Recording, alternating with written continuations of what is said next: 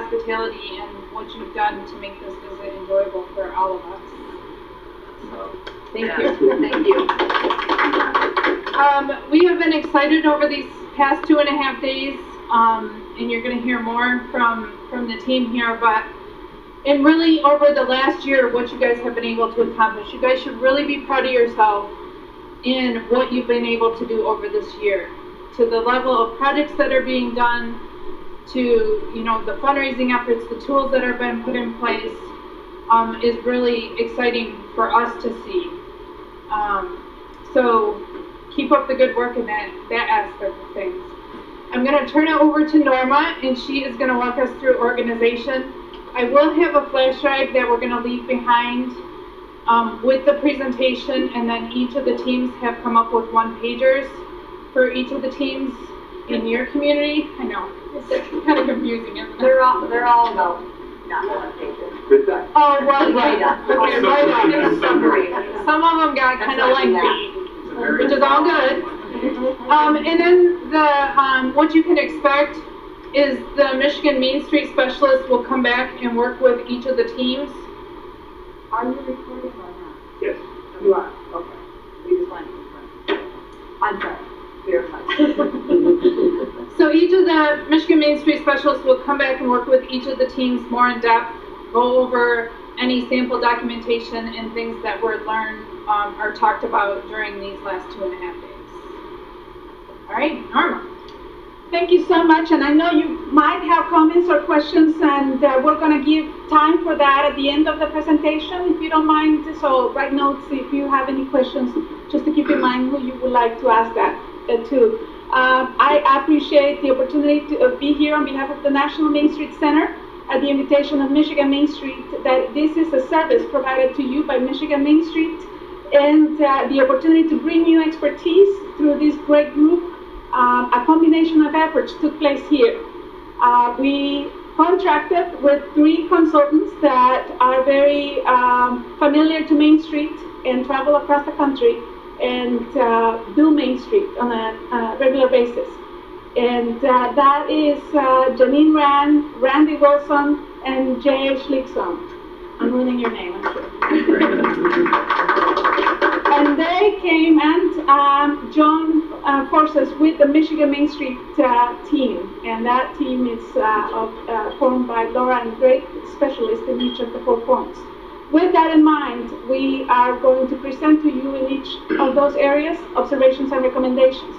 In organization, as many of you know, organization is the foundation that Main Street is based on.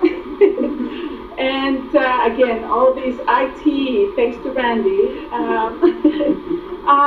But organization deals with building an effective, and I really want to qualify it, effective revitalization program.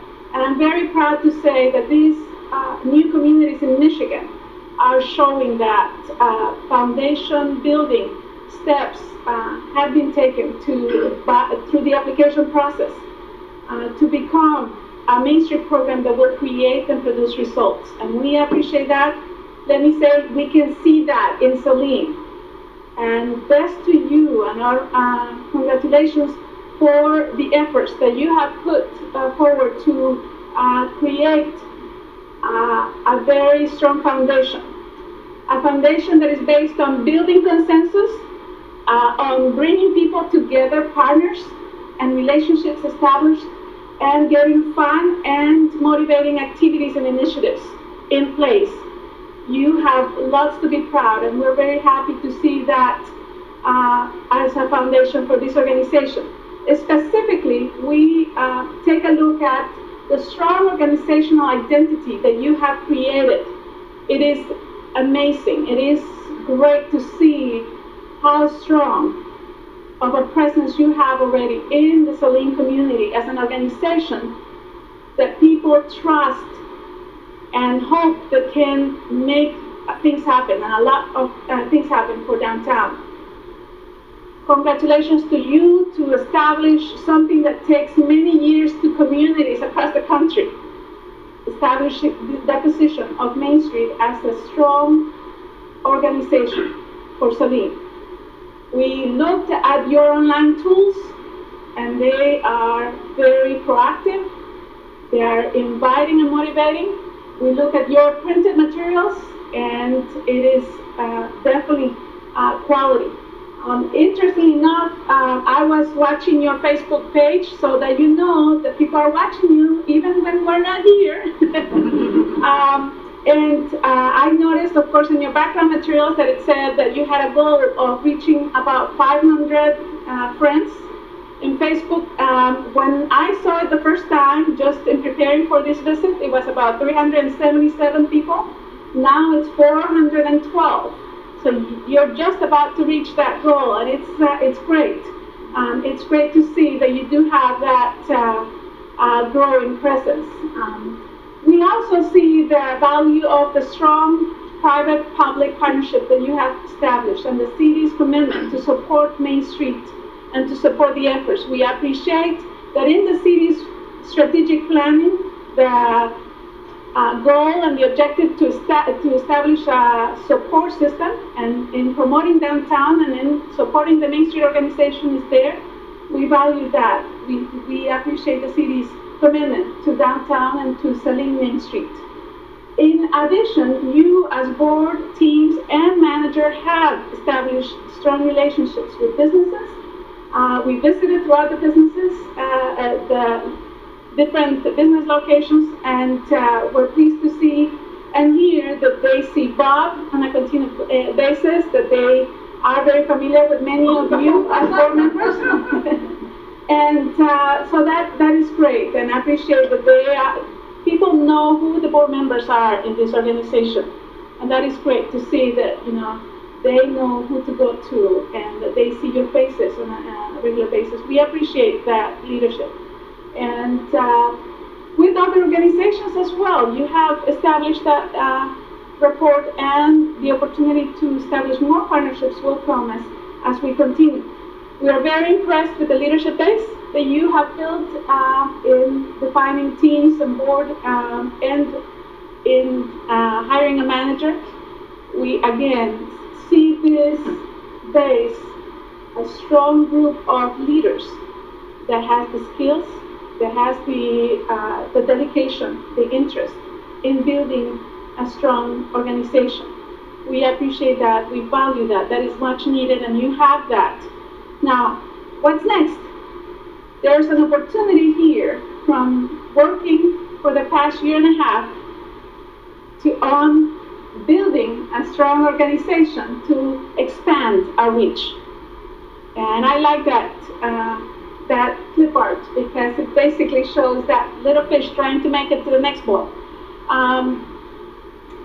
And that's what we see Saline Main Street ready for. The next steps in building that base, in not only utilizing the leadership that you put together, but also in making it work even more for the organization's next steps. For that, we feel in the area of organization that communication and outreach is the strongest focus, is the main priority. And because of that, you will see more volunteers, you will see more community support, and even more funding. But on how we go about communicating and reaching out to more people in our community and to the ones that we have already, that will be the work that we are going to support you do for the next little while to take to the next level this organization. This includes internal and external components.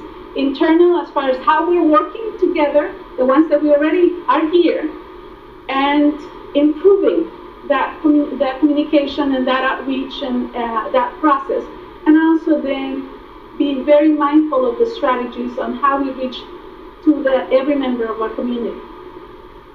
With that in mind, we look at communication and outreach as a priority that everybody has a role in. The board, the manager, and the teams.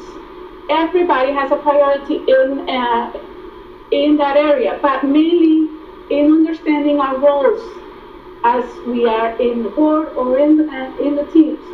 With board, we take a look at again, at the opportunities to not only say what we want to do as far as planning, but completing the process that needs to be taken into the planning, the establishing the policies on how things are going to go, in supervising and managing personnel, in making sure that we are a voice for downtown, all of us, and advocating for downtown, and then in managing the finances and the logistical process, because you are, as board members, the ones that are fiscally and legally responsible for the organization.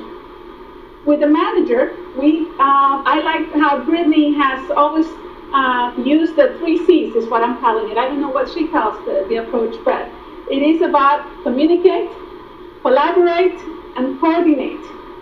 And she has told managers in her training just this past week how to go about doing that. And she can come and tell us a little bit more about it. Well, Bob's heard me say this probably enough already, but the way I frame the manager's role is broken into 3 areas. So communication, that the work that you guys are doing can only be successful if people understand the value of it. And so not only is the organization charged with doing that communication and advocacy, and the board charged with that, but the manager does as well. And that is something that Bob does a fabulous job at, and we definitely recognize that in Michigan Main Street. And I think the folks from National as well have really seen Bob as really that beacon for the organization, that a lot of folks have seen him as that real communication piece for the Saline Main Street program. The second is collaboration. That is kind of being the glue to the partnerships and understanding what resources are out there and what initiatives are happening within the community, and understanding how the Main Street program can participate in that shared vision so that these organizations aren't working in the silos. Your community has so many great organizations already that are doing so many wonderful things, and so we want to make sure that all those organizations are working towards a shared vision, and how Bob can facilitate all those organizations and the Saline Main Street program working towards that shared goal, that shared vision.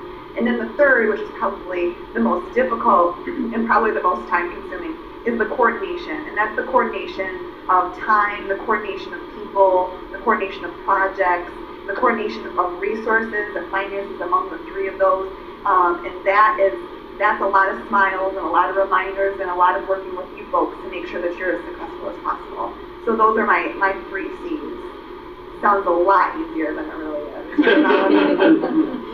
And yesterday I was telling Bob that my basic approach to managers is that a manager manages people, manages time, and manages resources.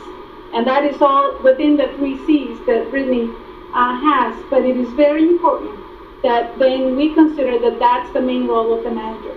And under the supervision of the board chair, the manager can be an effective instrument of support to the board and to the entire downtown organization, so that then effective communication and information sharing, effective partnerships, and the administrative support of keeping up with all that information is maintained, and the coordination of committees. So we're going to work with on those roles between board and manager, but then the teams have a specific opportunity to not only do the planning, but also to be the ones managing the projects that they are embarked under the direction of the board. So again, communication outreach has an internal component as long as we understand our roles and responsibilities.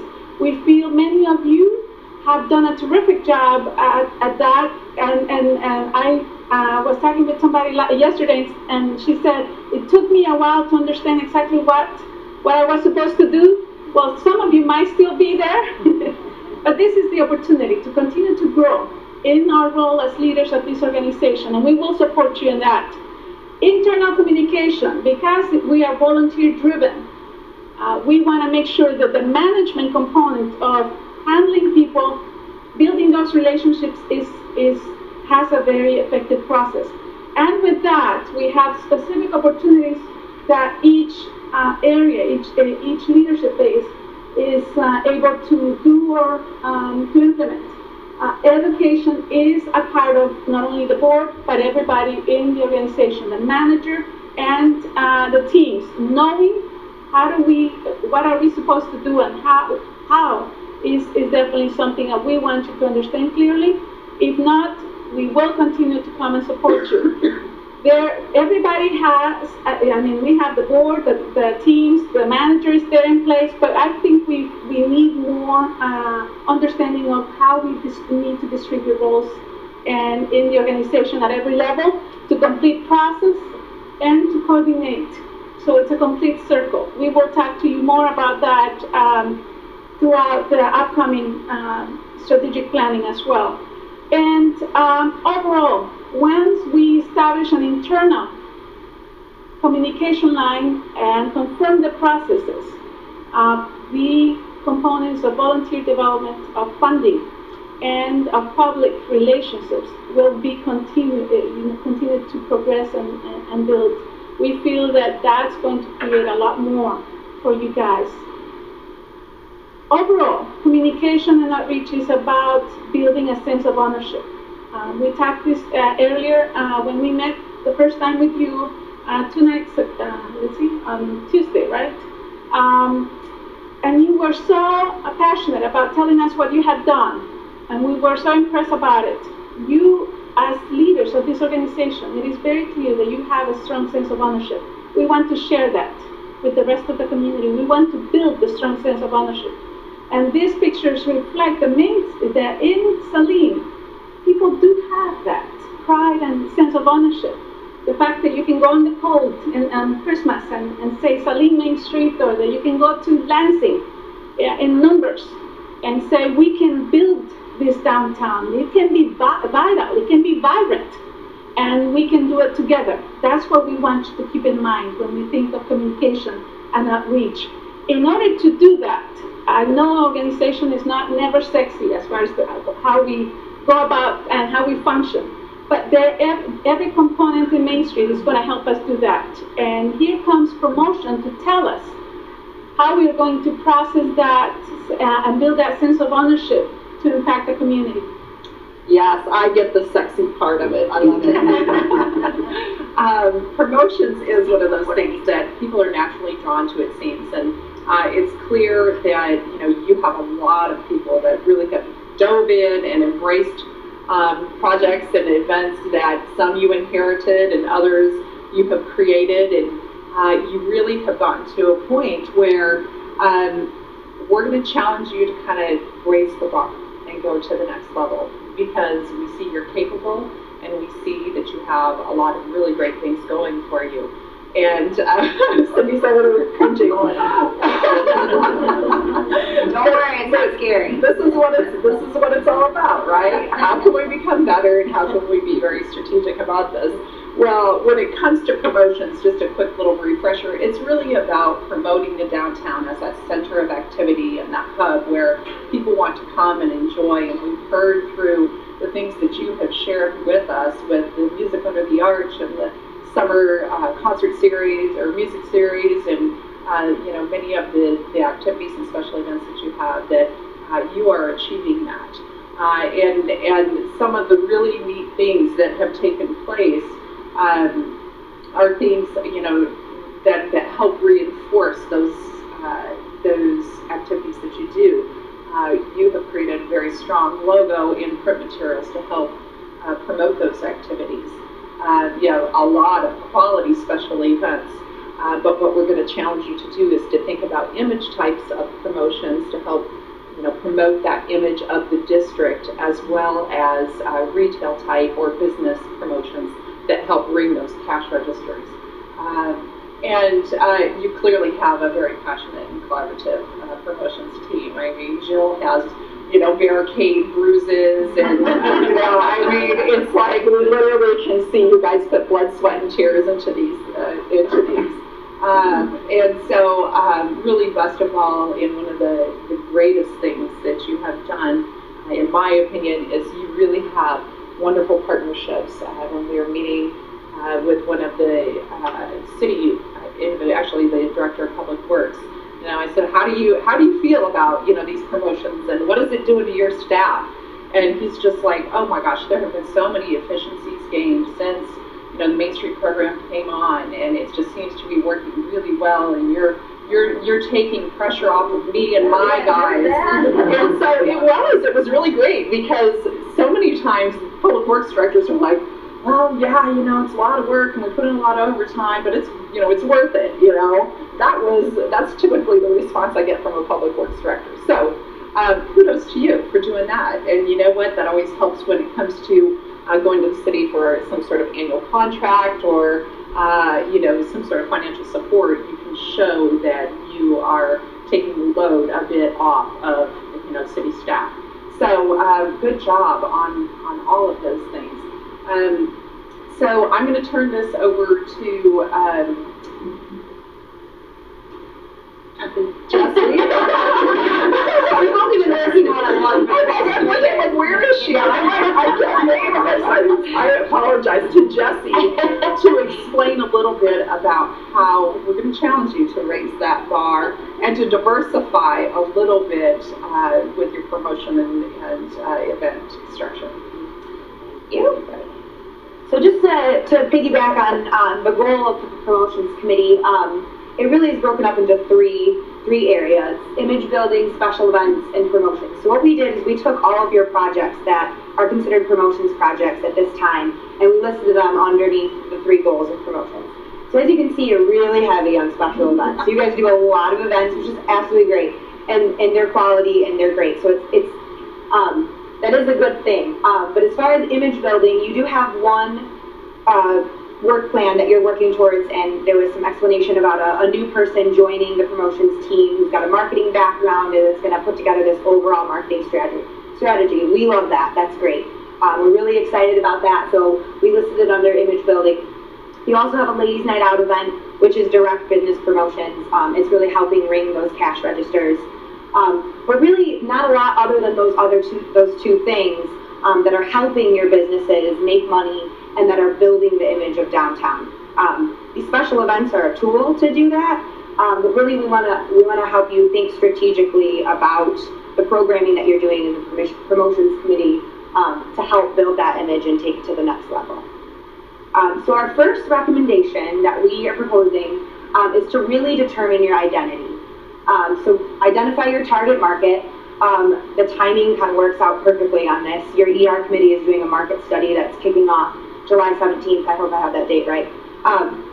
So later this month, the ER committee and Emily is going to be working with you to really find and dig deep into what your target market is. And that market study will give you everything you need to know about the types of people who are coming to your downtown, who you want, who lives here, you know, where they're traveling from, and that sort of thing.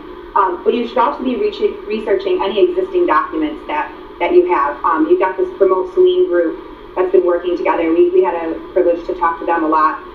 They've got some really great ideas. They've got a toolkit that they're coming up with, but they also did you know, a focus group with some key players that some really good information came out of.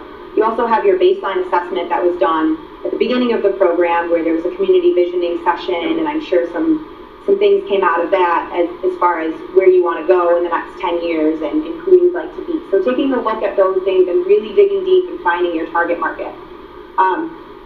Then you want to understand your identity. It's a good thing to do business surveys throughout your entire downtown, surveying the businesses, asking them a series of small questions. It doesn't have to be anything in depth, but getting into, you know, do you feel that the events or the programming that the promotions committee or the Main Street program is doing benefits your business? How many people do you see, you know, is it generating more foot traffic, that sort of thing? And intercept surveys. So during festivals and events, you know, you poll maybe every 5th person and ask them how far did they travel to get here, some questions like that. So really trying to understand who it is that Saline is and trying to become, and then analyze and execute all of this information, which we'll get into. Jeanine, take over. So the whole analysis is the thing that I really challenged my programs to do when I was managers there, and it really ended up helping us dramatically determine what events are really helping us achieve our vision and mission, and maybe what events really weren't quite cutting it. Some of them we said, okay, you know what, they're still good enough to to keep, but we just maybe need to tweak it a little bit or enhance it a bit. And then others, we were just like, oh my gosh, now that we better understand who our target market is and exactly what we want to achieve with our vision, this event just doesn't fit into that mold.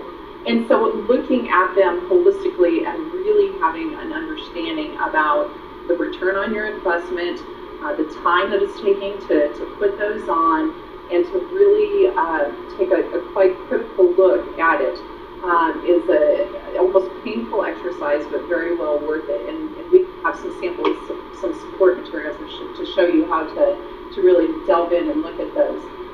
One of the very easiest and best things that I think that you should look at doing, and the team does, is to really be very diligent about having post-event evaluations, where you literally sit down and you do a write-up of everything from, was the sun shining that day? What was the weather like? What was the crowd turnout like? Did it meet your expectations? How many posters did you print? How did those get distributed? I mean, every detail of that event. One, so you can really take a look at it, and other members on the board or committees can take a look at how that looked.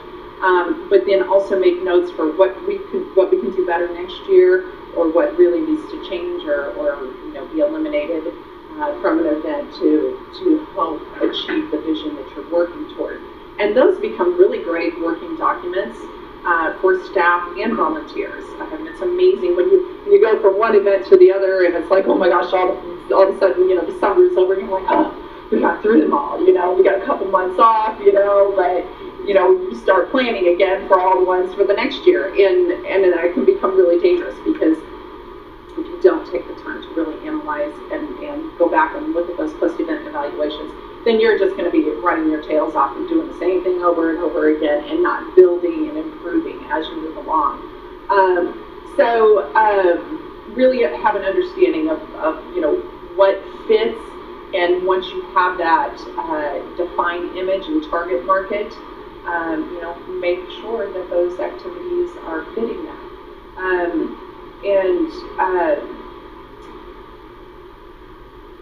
was going to say something else about the defined image.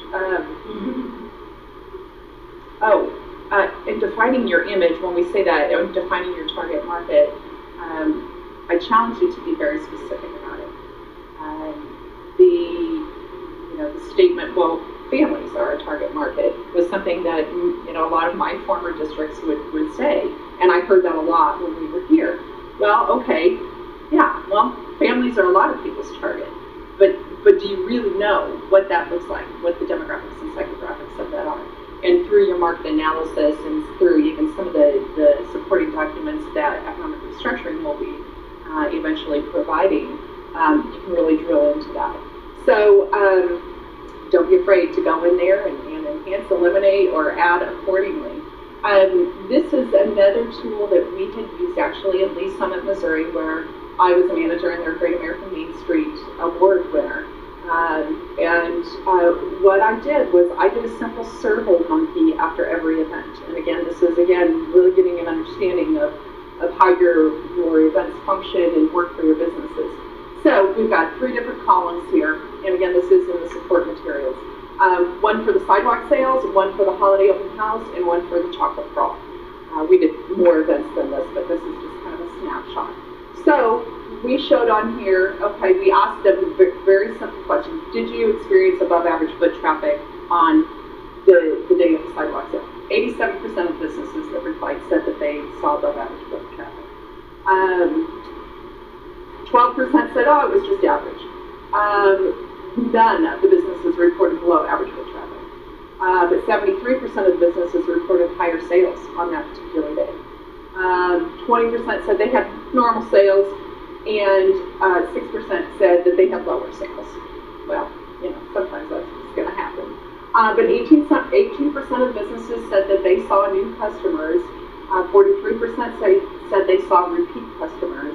And then 37% of them said, well, they weren't quite sure if they were new or old customers or who it was. And then we documented how many businesses participated and how many, in the event as a whole, and then how many answered the survey. And so when we could do that, we could show City Council, for example, again, going back to, you know, showing that we are an economic development program, that indeed, you know, we're driving more foot traffic, bringing new customers, and bringing registers. And you can show these percentages to them, and by being able to quantify that is very effective. So, now back to Jessie. I do know her name. That's all right, I won't move it. So our next recommendation is to develop an overall marketing strategy, which you're totally already on track to doing. You've got a work plan that you're starting to work on towards that. One thing I do want to piggyback a little bit from the two recommendations we already went to. I don't want to give away anything from the market study because that service hasn't been provided yet. But we did get a chance to pull some of your ESRI information from the ESRI report, and Jeanine and I had a conversation about it kind of when we were here the past 3 days, that we really felt that the people and the community here feels very sophisticated, more sophisticated than we had thought coming in, and this was my first time in Saline. So I kind of got a wake-up call. When we looked at all of the ESRI information, it really supported that. We had a lot of information about people who are coming from 5-10 miles away, who have very, very high incomes, well-educated, high-end people, which is great. So your events and your programming can really support that. You've got people who are willing to spend money. They're willing to come enjoy nice things. And I won't go give away anything more than that. But we found that really interesting. So your overall marketing strategy should sort of reflect that. I mean, you've got people who are ready to soak up that information. So what we're proposing is that you expand your current brand to appeal to your target market. You've got this great logo that I think a volunteer did for you, or is that correct? Or you did it? Yeah, did you do the logo? Worked with another graphic designer. Oh, great. Well, we love the logo. It's great. And we're proposing that you just take it to the next level by expanding your brand to appeal to this target market, and demonstrating consistency in all of your materials to reflect this new image of these people you're trying to reach. So that's logos and colors and fonts, all, you know, kind of a cohesive brand. And then creating a brand guide to ensure that this consistency is developed throughout all of your pieces. So it's really as simple as a brand document that says how to use your logo, what colors we represent, what fonts you use, how they should be used, similar to this toolkit that Promote Saline's putting in, but specific to your organization. And then being able to share that with all of the committees, so any print piece, any piece that's going out looks the same, looks consistent, looks like Saline Main Street. That's going to help you with people knowing who are putting on these events, who's paying for them, that sort of thing. We heard a little bit about sometimes we don't know whose event is whose, and that'll really ensure that that's consistent. I just have a little sample here of Boyne City because I think that they do a great job of this sort of thing. They have their Boyne City Main Street logo, and then they have their chamber and their Main Street organization partner to do a weekly newsletter. So they kind of expand that logo. Then they've got two different events here, a 10-year anniversary celebration, which is a really big event, and a Buff Up Boyne City, which is a really small, like, community cleanup day.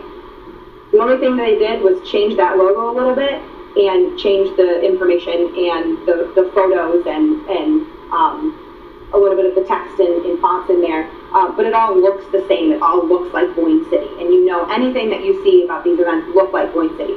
You guys have got really, really great promotional materials, but we feel that you can just to that point where with a little bit of effort and making it all consistent, it can really, really go way beyond.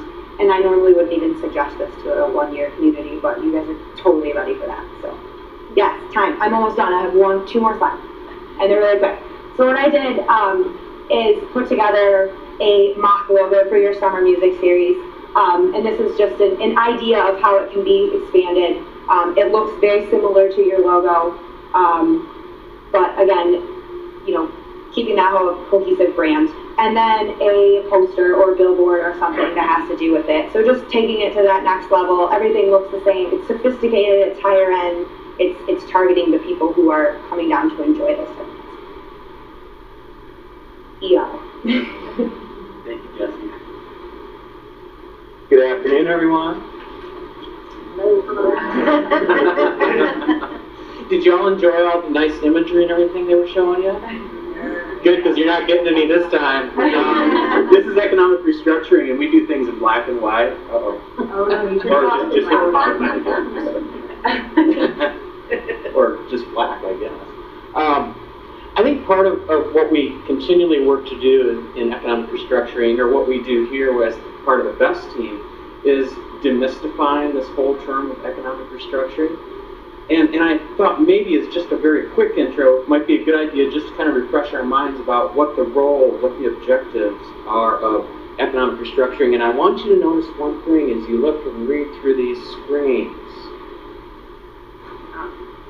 Or not. How many times do you see recruitment in there? Business recruitment. Anyone? Here's the thing. It's not unusual when we get into communities that are just getting started. Everyone wants to jump to recruitment. Let's do business recruitment. That's kind of the sexy part of what we do in economic restructuring. And that certainly is part of the equation. But it's only part. And there's a lot of groundwork that needs to be put in place before we can jump to recruitment or jump into the deep end of the pool, if you will. Now, the really good news is you're positioning yourselves really well to get into that recruitment game. But on the other hand, we don't want to lose sight of the importance of retention and expansion, because in many cases, especially when it comes to expansion, that is our best opportunity to expand into product lines and service lines and offer the type of variety and experiences that we've heard you articulate while we've been here during these past couple of days. Now, I mentioned you've got some good building blocks in place that you're beginning to pursue, and Emily is just going to cover some general observations and overarching things that kind of set the stage for what's going to be happening next. Hi. Okay, so just to go kind of quickly, we did write up, all of this is written up in what we're going to present to you, but I just kind of wanted to explain it sort of briefly so that when you get the summary, you know what we're talking about here. Work the plan. What we noticed before we got here and after talking to everybody is that the BES team has done a great job of taking the projects that they have and working through them. And that's the key. Don't get stalled. Keep moving forward. We are almost to the market study, and I know that people have been anticipating that for a year now. So kind of been holding off on moving forward.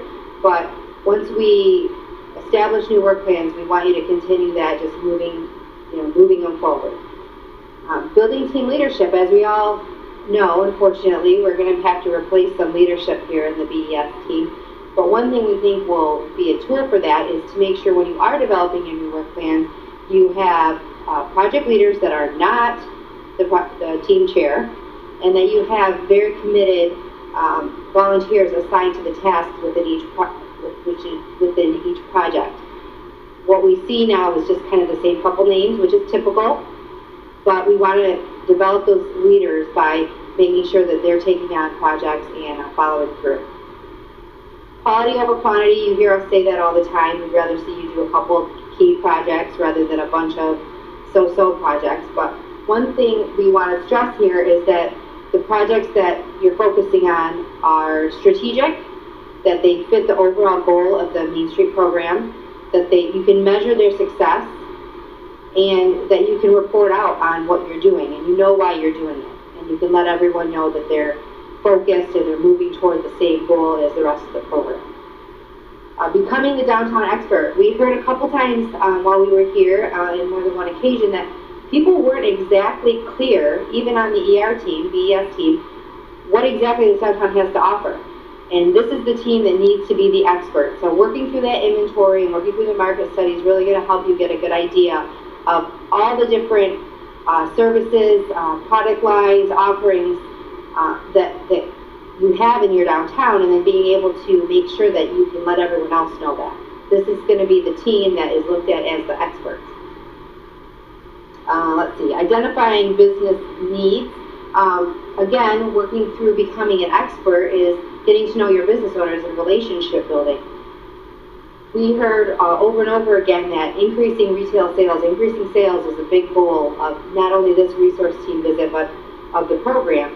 And what we want to do is help you empower business owners to be able to take it upon themselves, not wait for a retail event to drive traffic. We want the business owners to be able to increase their own sales. So what you need to do is get to know your business owners and find out what do they need to be better business owners and increase their sales. So if they need training on how to use social media to increase their sales, if they need customer service training, whatever they need, you guys need to find out through, working those relationships.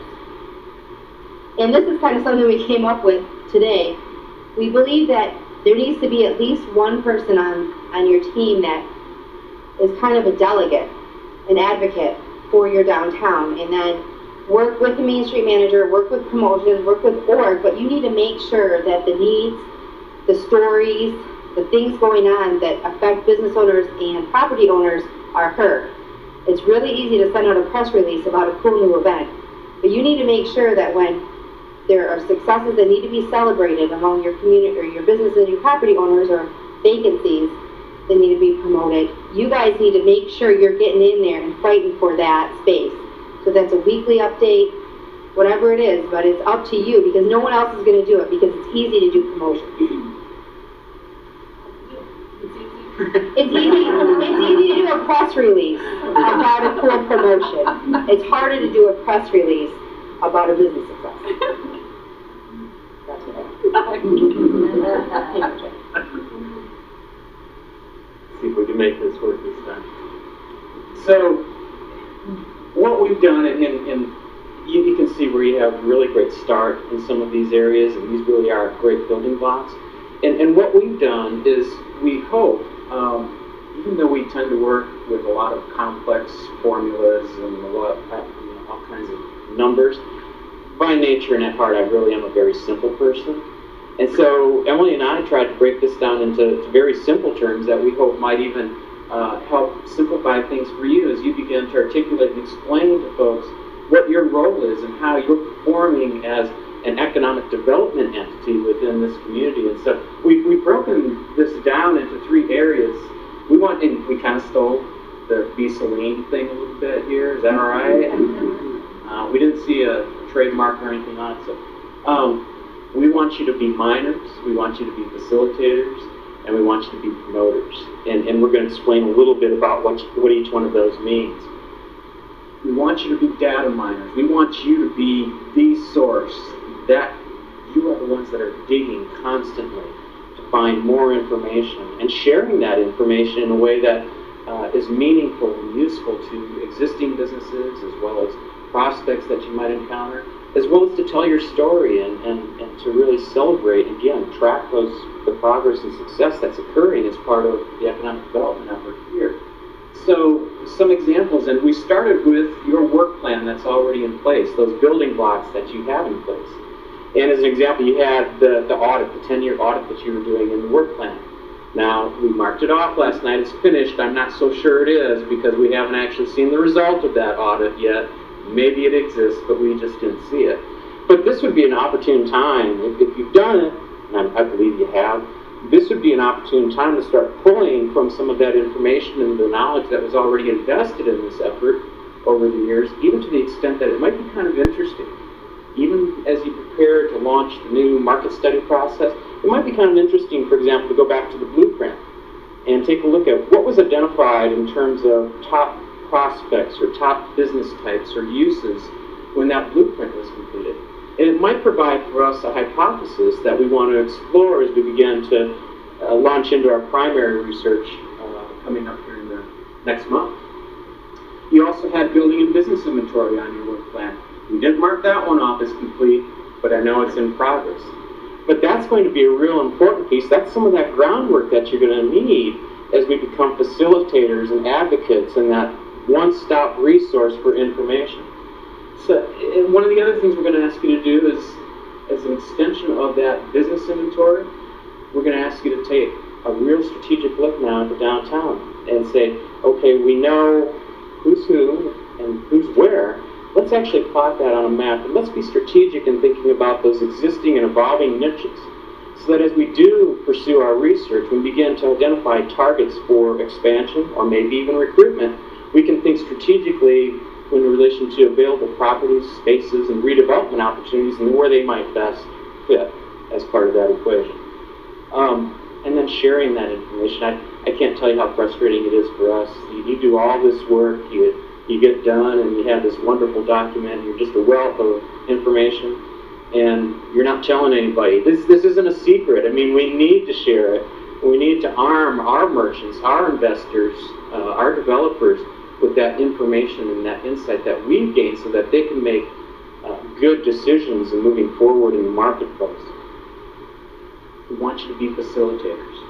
And you've got a great start in this area, but we want you to be like Emily said, the expert on downtown. You are the expert when it comes to all things downtown. And you become that hub, that clearinghouse for information, that one-stop shop, if you will.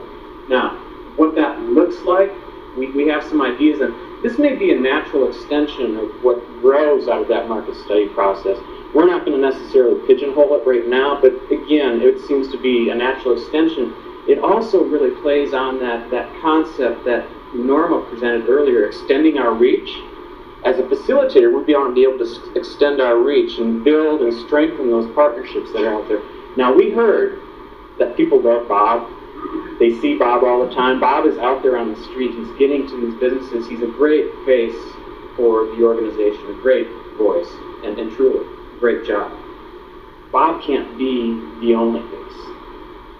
As a matter of fact, you do know there's one of two things that happens to managers and directors. They move on or they die. And Bob will move on. And I don't think this is the case. As a matter of fact, I'm quite sure this isn't the case here. But you do want to be careful. I mean, if Bob is the face of the organization, when Bob moves on, as opposed to getting hit by the bus, what happens to the organization? So the idea of the business visitation program is that we bring many faces to this organization. We put many faces, many words, many messages so that people relate to you as the broader organization and a group that is coming together and collaborating, working together. Some of these other ideas I'm not going to go through in great detail right now, but another one that we know that you're already doing, the business and property owners meetings that you're facilitating, a wonderful way to extend that reach and continue to get the message out there. In terms of technical assistance, incentives and stuff, I want to make sure we're clear. We're not necessarily looking to Saline Main Street to be the creator of all those different incentives and tools and resources necessarily, but you need to be aware of where they exist. It doesn't make sense for us to duplicate something that already exists. But that's where, as a facilitator, it's really important that we're continually building those partnerships so that as we do encounter, we begin to learn more about the business needs through our business visitation programs, through some of the work that you're going to be doing in the upcoming months. As you identify those business needs, or as you have folks approach you interested in what those opportunities might be, you're able to refer them to the appropriate resources, whether they be here in the community, whether they be at the county level, or perhaps even at the state. You have to be that facilitator, that know-all that can get them there. One other note. I know that 2018 sounds like it's a long way off, and I know that it's moved on here a couple of times already, but we do want to at least plant that seed. It's going to be really important leading up to that period that you're thinking about how do we survive and even thrive during construction, because there will be some major disruptions. And we'll share with you, Emily will share with you in follow-up some examples from Rochester, and we have some others with communities we work with in preparing for those projects. And finally, we want you to be promoters.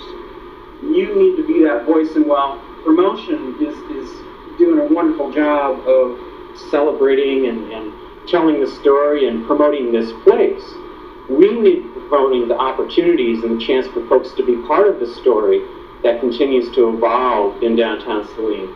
So what might that look like?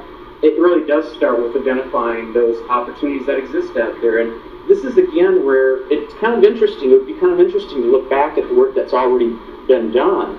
And then as we move forward, let's take a look at how that's changed and what that might mean in terms of opportunities today. Emily mentioned we need to be celebrating our progress and success. And as we go forward, we will be doing more, again, not just in the area of recruitment, but really exploring those opportunities for expansion, working with businesses and property owners that are already here. And then finally, I have to say I was pretty excited yesterday when David pulled out a few sketches that I like the way that you termed it in your email to me. It's not the vision, but it's our vision. And there's a great start in terms of looking what this place might look like 5, 10, 20 years in the future. And if you haven't seen that, I would really encourage you to get with David and take a look. One of the most exciting things to me was when David started rolling out the papers and taking a look at the hole down here and what that could look like. I mean, that's a game changer for you. And while you may not be in a position yet to be the developer per se, or to be the one that's packaging that, you can certainly be a promoter for it. You can do that right now. And so it's a great example of that as a game changer, is where you can play a real vital role in changing this downtown, making real positive impact now. So, Randy. Thanks, Jay. Well, when the team arrived, especially Kelly and I, when we just did our tour walking, there's some things that just jump out at you that you just can't miss in Saline. And matter of fact, my first thought about it was, they don't need us here, because you have such, outstanding commercial historic architecture in the downtown core. I think the thing that struck me as someone who drives through, ridiculously ugly thoroughfares to get to my historic downtowns in South Carolina and Mississippi was the actual, sequence of events leading from the interstate into your downtown, and the fact that you can clearly see that someone has thought about your sign regulations, the architectural design standards. And so what often happens in many communities doesn't happen here. You don't betray the beauty you're going to experience downtown from the ways that you get to it from the outside in. So well done on that. I can't believe the number of attractive and well-maintained parks that you have. Beautiful, stunningly beautiful churches and great residential stock. But this is about you all. This is about the design team. And so the thing that we observed about you guys is a ton of capacity. And you've done an amazing body of work. Matter of fact, and I'm so glad you're back, Rebecca, because I'll let you in, the rest of you in on 2 stories. First, the analogy, and then the funny story that pertains to Rebecca. So the analogy that I gave to the design team, I said, as I look at you compared to other Main Street communities that I work with, especially those design communities, if you were to draw this fictitious scale between 1 and 10, 10 being a wholly mature Main Street program that's been in existence 12 to 15 years, and back at the other end, 0, 1 would be an emerging, baby Main Street program that's just getting started. You guys are pulling off 7, 8, 9, 10 caliber projects. The only problem was we kind of skipped steps 1 through 5. And so I turned to the design team last night and I said, so let me ask you this question. Be honest with me. I said, if we were to propose you going back and dialing down from these really difficult 7, 8, 9 projects and focus on 1 through 5, would that offend you? Or would it bring you relief? And I wish you could have seen her face. Because, I thought she was going to hug me across the table, because you could tell that the weight of the world just kind of dropped off of them, because while they're happy to help with the kinds of strategic projects they've been doing, it's really caused them a lot of stress and a lot of difficulty. And so, as a result, Kelly and I brainstormed 3 strategies to kind of simplify the process. And these are born out of really 2 key sources. The first source is reflecting on your work plans and hearing from the board of your action plans and your annual report. And the second is just our own observations about things we might bring alongside what you're already doing to kind of take you to the next level. And so in the same genre as everyone else, to try to simplify the process, let's just focus on 3 things, 3 strategies. And the reason we're focusing on strategies as opposed to projects is because strategies answer the question, why are we doing the things we're doing? Why are we doing that project? Why are we convening that meeting? Why are we holding that festival, like those events? And so the three strategies, first we have an educational one. And just as been communicated in different ways, but similarly in other committees, we want your design team to literally become the de facto source for good design advice in the downtown. You know, and when people think about, man, I'm thinking about changing my sign out or my awning out or repainting my building, I want the first call to be you guys. I really do. And trust me, you can do this. What's the company says, you can do this and we can help? I think it's Lowe's or Home Depot. You okay? You can do this, and Michigan Main Street can help. All right? You absolutely can. But just to raise the bar in the public realm about what constitutes good design and good preservation principles. The second is an advocacy strategy. You know, and in this vein, you know, you want to play this strategic role in convening whoever is necessary, or to give advice to whoever is necessary to address the hot button issues that face in your community in a very thoughtful and meaningful and purposeful way. And then finally is what we call design detail strategy, as opposed to major public improvement project strategy. Now we're going to dial it back down to design detail strategy, because, you know, the magic really is in the little things. It really is. They're the simplest way to take you from good to great. And trust me, people notice the details. So let's just jump in real quick. First of all, Kelly is going to kick off. Oh, there you are. Talk about some of the short-term educational strategies. So like Randy said, and I think like everybody has said, we want the design committee to be the source of all design information. And I think one thing that we noticed is, I mean, again, there are a lot of wonderful organizations in this community, but when it comes to design, it doesn't necessarily seem like everybody is working together or everybody knows everything. So, you know, you've got the design team, you've got the Historic District Commission, you have the Planning Commission, you have arts districts, but no one necessarily is the go-to place for all things design. And I really think that the design team, there's a need for that, and the design team can fill that need. And so the design team needs to know what are the resources out there, what are the tools out there, what are the programs out there. So one thing that I really think is important is, in order to become that place where everybody goes to, the design team first needs to kind of be comfortable with the subject and information themselves. It's really hard to go out and start talking about design issues and advocating for things if you aren't really comfortable with the material. So, you know, I really think somehow building into your committee meetings 15 to 30 minutes worth of continuing education, so to speak, whether you kind of assign each team member a particular program or tool or something, and once a month a team member kind of reports back, this is what this is. And so somewhat you kind of become the expert on the team for that type of thing, or you could invite somebody in to talk about a particular subject. You know, I could come in and I could talk about, this is what the National Register nomination is, kind of thing, and what it can do for you and the rest of the community. So I really think, you know, this is a way to help you guys become leaders by understanding the programs yourself. And then, in that way, by knowing about these programs, you become that source of information for design.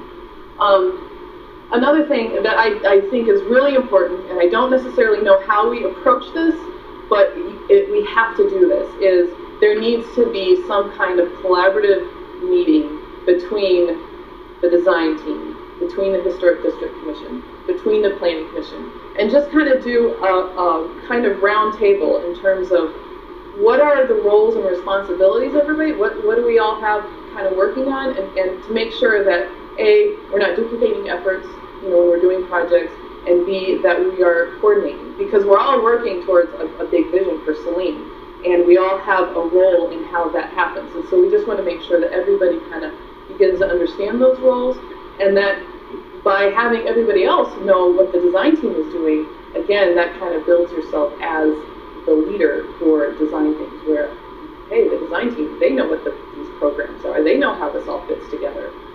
So I really think that those are two important educational strategy things that provide kind of the basis then for the mid, long-term programs and kind of everything else that the design team takes on. In the medium term, we want to just build upon two activities you've already noted in your work plans. The first was the scavenger hunt, and a photographic scavenger hunt of historic photographs of the buildings and things of that nature.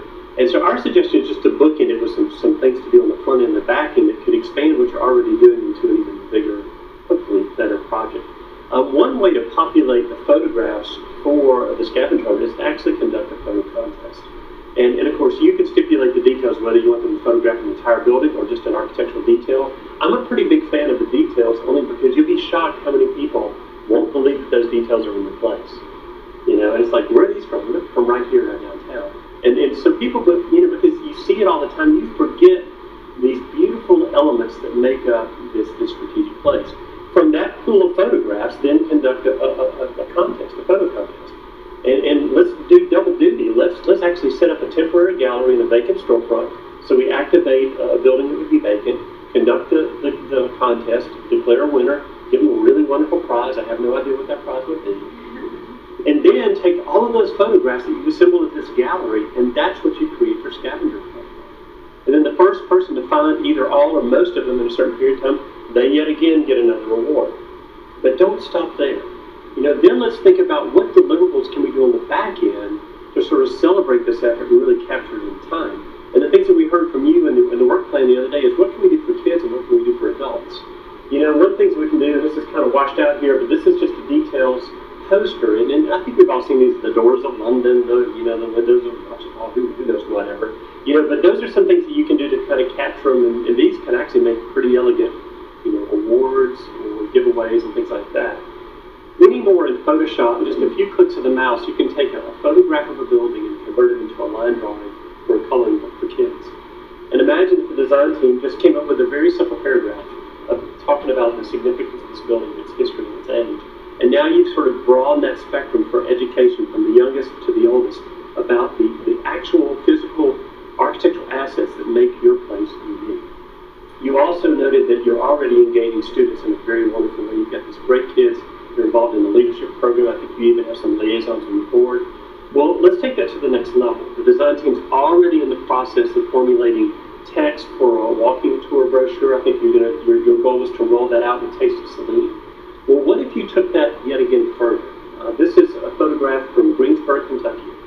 A gentleman and I were doing a project here. We were about to do our downtown walking tour just like we did in Saline the other day. And our tour guides, instead of, you know, Bob and Cindy, they said, wait right here. And we were like, okay, what are we waiting for? Just chill, just wait. And all of a sudden, these little high school students started walking up one by one. And when it was all done, there was probably 12 or 15 of them. And the students themselves actually ended up giving us the walking tour and talking about the significance of this building or that building or this site or this stream or this barn and the historic event that happened here. And the true confession is this: an adult, you know, Bob or Cindy probably would have given you a better docent, you know, or interpretation experience. But think about the magic of what they pulled off.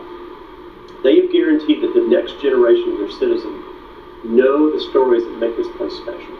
And who cares if they say Mike and Norma, you know? They've achieved something that's going to be of far more enduring value to pass on this legacy of information, again, about what makes your place specifically and uniquely Saline. Our next strategy that Kelly will kick off for us is your advocacy strategy and how you can be an advocate for some of the hot button issues facing your community. I think one thing, kind of going back to what Randy said earlier, is, you know, kind of bringing it down. You guys have been doing some very sophisticated projects and even some construction management in terms of the alley project. And now I feel like the role isn't necessarily construction management. It's advocacy of good design. So it's working with the city. They're the ones who are, you know, doing the construction management, but you are the one who is always kind of advocating for that good design. If the pit, you know, there's a redevelopment that's going to happen there, you're advocating for the good design. You know, we don't want you managing the construction, so to speak. Definitely not.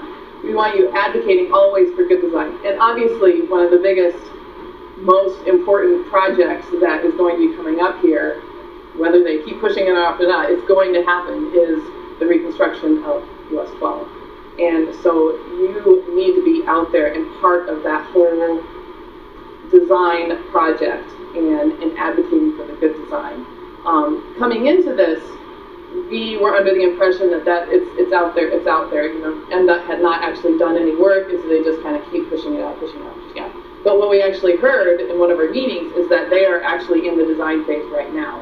And I know, you know, from working with MDOT, you think it's difficult to change things, you know, a couple of years from now after the design is done, or you think, if you think it's difficult now to work with them when they're in the design phase, imagine how difficult it is after everything's already said. They really don't budge then. So this is when we really need to be proactive and make sure that we are part of that conversation. I know Cindy has said that she's talked to the city manager, and so he is aware that you guys need to be part of that conversation, and I know you guys will be part of that conversation. But to make sure that you are active right now in terms of that project.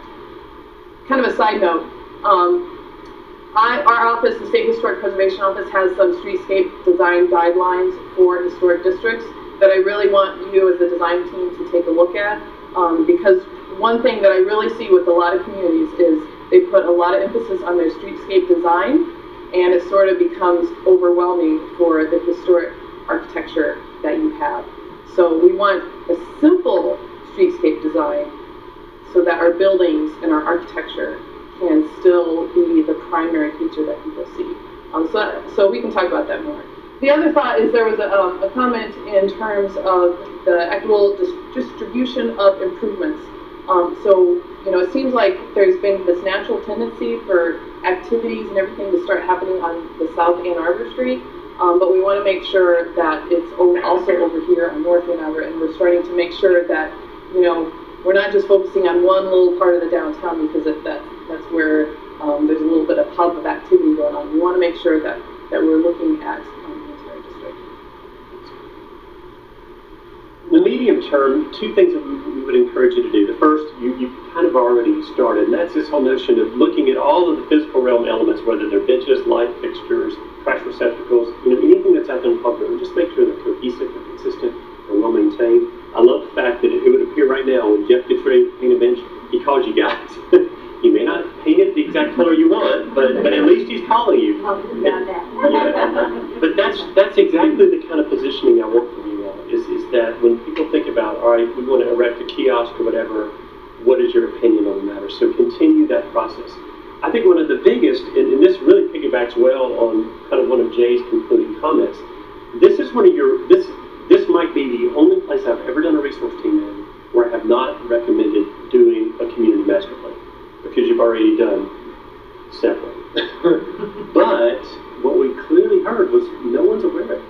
You know, Jeanine told the story of how excited he got when David Rhodes pulled out that visual and that image.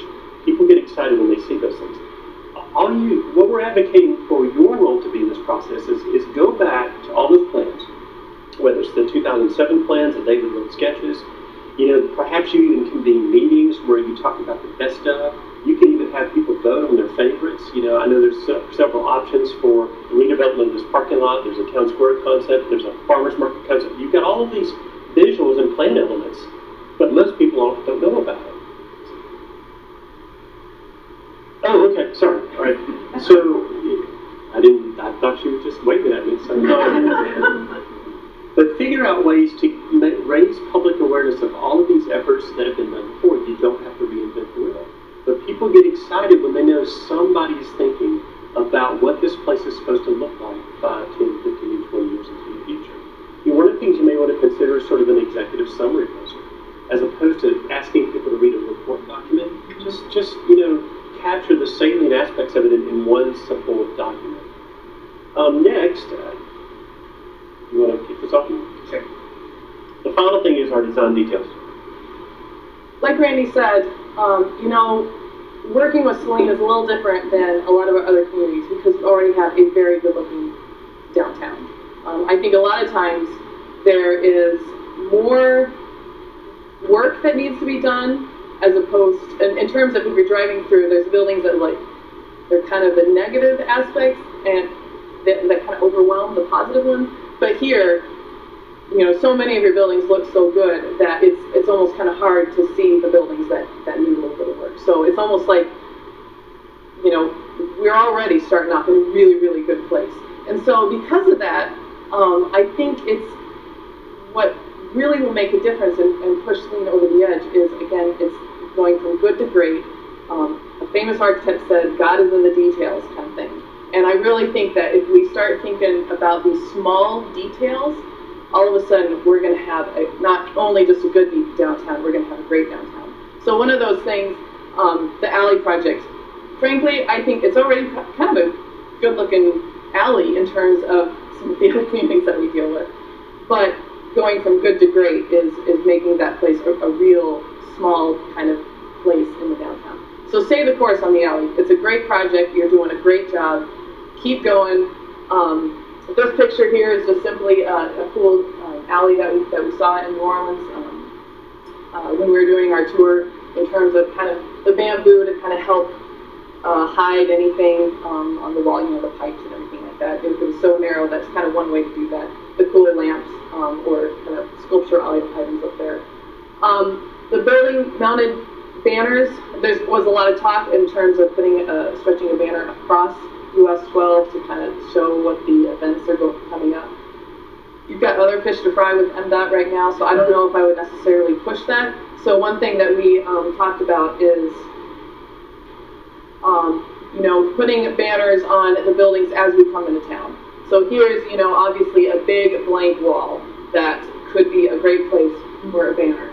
So, we got our hoedown on here. We kind of moved their sign, get them moved up, now we've kind of got a place for, yeah, no problem.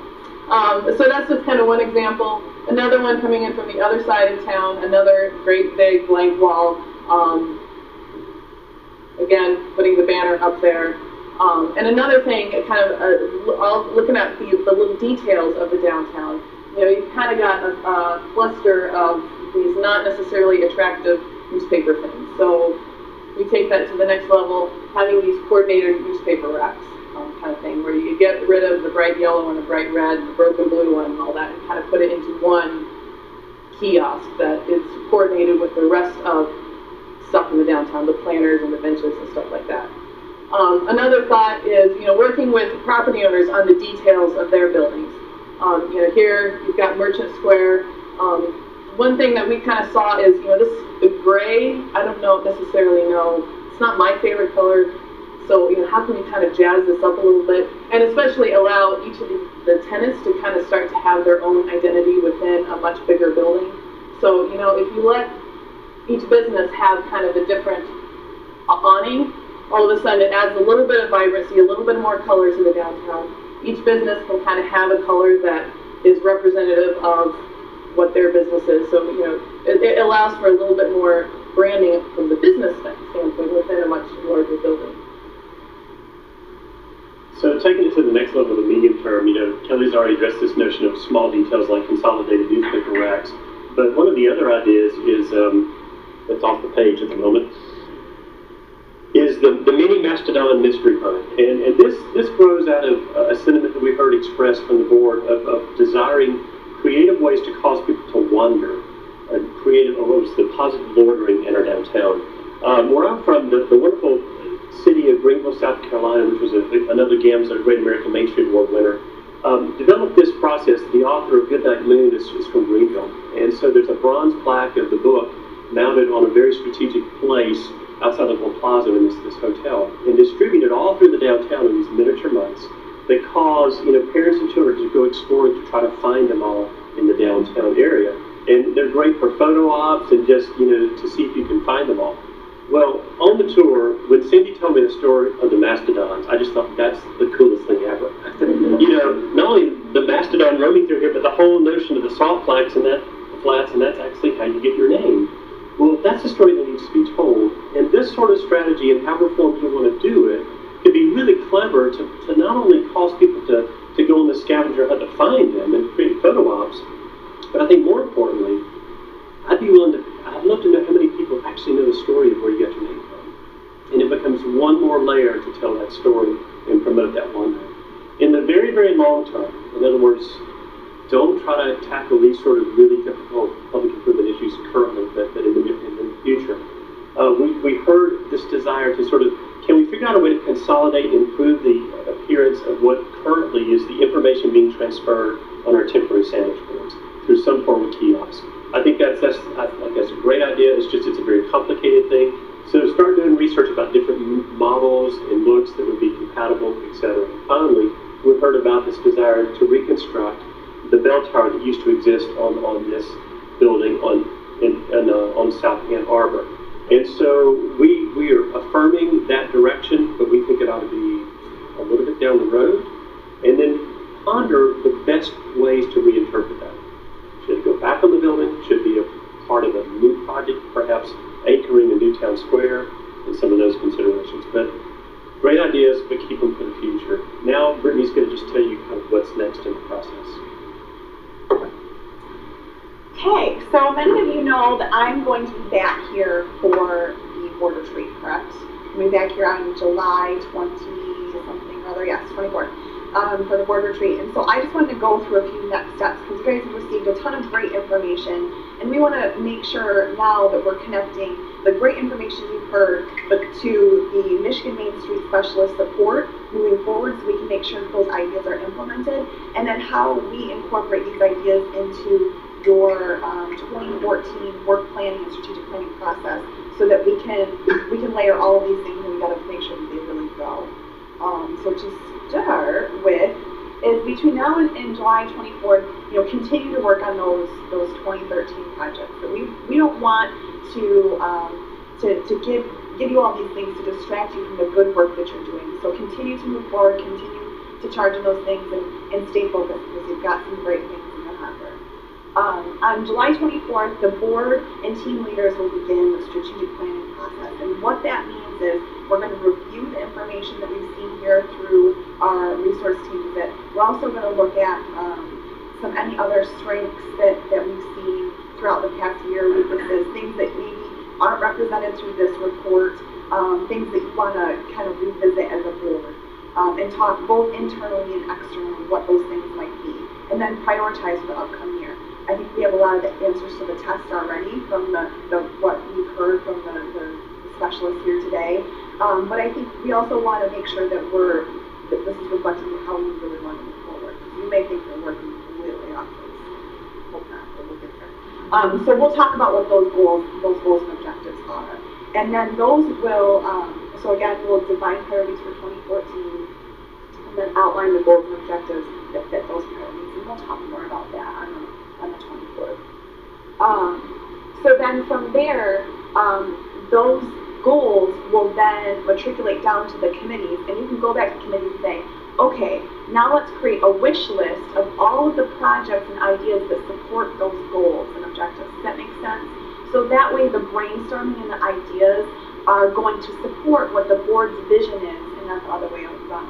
Let's make sure that all the efforts of the community are helping, again, to bring us closer to that overall vision, so that we can keep things very focused. So once we've identified those goals and objectives, and the team members can pick the projects that they want to do that support those goals and objectives, then they'll take the next couple of months to write their work plans. And we figure that's going to be August and September-ish. That they'll create their wish list of projects, and then they'll start working on those work plans that'll include tasks and budgets and things like that. Once they've had time to compile those things, then Bob, or possibly the executive team, or whoever's most appropriate, is going to compile all those work plans, and then create a budget that has line items reflective of what those work plans articulate. So that way, when the board is reviewing your financial reports every month, that you can monitor those work plans, those contracts with the committees or the teams, so you know exactly where you stand, both in the process of developing those work plans or producing the projects that are identifying those work plans, but then also where you're at financially and achieving what you set out to do. So that will be October. November will be an opportunity for the board to give its blessing, review all the work plans, review the budget, and say, you know what, we think all the pieces and parts are there, and that each one of these projects, again, supports those goals and objectives that we identified as a board. And then finally in December, share it. There's lots of examples. I've done a few. Share it with your city council. I don't know if city council has to do an approval, but share it with your city council. Make sure they know what you're planning on doing. If you have some large funders in the community that you rely on, share it with them. Making that, articulating those goals and those projects that are going to support those goals are a great way for new volunteers, but also new money to come into the program, because it may speak to a whole different group of folks that are willing to share their resources with the organization. Does that make sense? Perfect. We want to be able to say a big thank you comes from this team for the opportunity to celebrate what you all have done and achieved so far. Let me add again, you have a tremendous leadership base. I can tell you in all honesty, you probably have one of the best board chairs that I have seen in this throughout the country. Thank you, Cindy, for that. It's just an inspiring opportunity to see how much you do and the love and the passion that you have. And I can see that in the many board members as well, and the passion they have. Of course, we can never forget the queen of downtown, right? So we've learned, and so we missed the crown and the whole thing, but the parade will have that, I'm sure. And the executive team, how aggressive and supportive you are of that chair. And then, of course, Bob, you come to an organization that has such a strong leadership.